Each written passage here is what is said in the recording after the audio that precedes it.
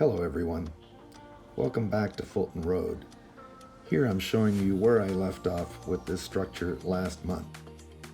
The first thing I did was to paint the base with gray craft paint. I mixed in a little bit of tan to give it a more concrete look.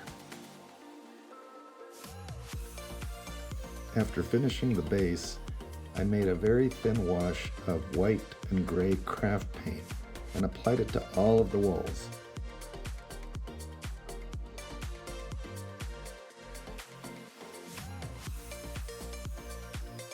The next step was to apply Pan Pastels to blend all of the paint together.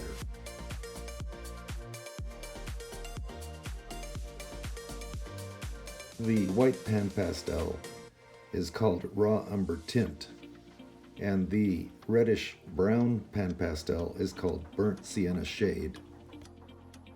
Working one side at a time, I applied the Pan Pastels, blended them in with a soft brush, and sealed that side with Tamiya Flat Clear.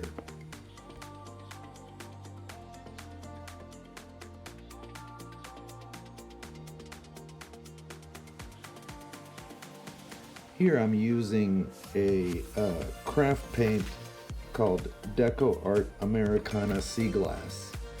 I used that on the lattice work, on the lamps in front, and I used that on the roof in combination with a color called Folk Art Hauser Green Light. I wasn't entirely happy with how the roof turned out after I did the dry brushing. So I found some pastels which I had forgotten that I had, and using deep blue and deep green, I blended those together and applied them to the roof. That brought back some of the original color, and I was much happier with the end result.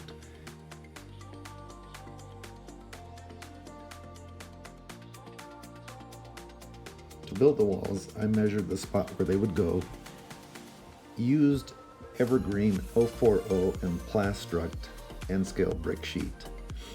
After cutting out the pieces, I glued them together, waited overnight, and then drilled some holes into which I placed some piano wire to act as anchors in the EVA foam and the pink foam underneath that.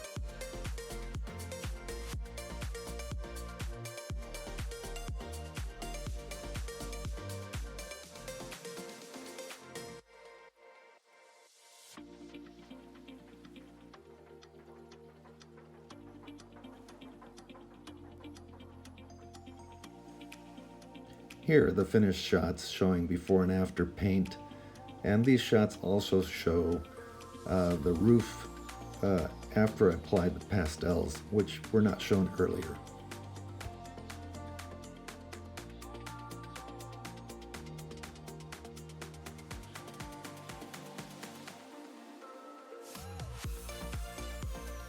And finally, I've restarted the gas station, placing it on a base made of evergreen 080. That will be a future project, but now let's turn to some switching and looking at the layout.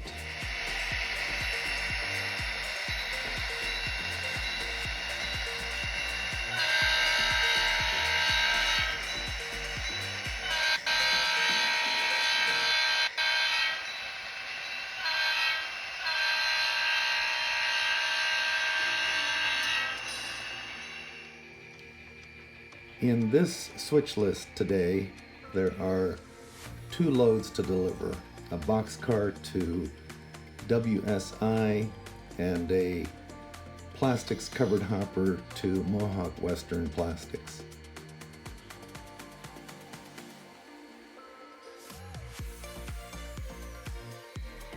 Here I'm picking up the two empties from Mohawk Western, and I'll drop off the one load before proceeding to AeroPress.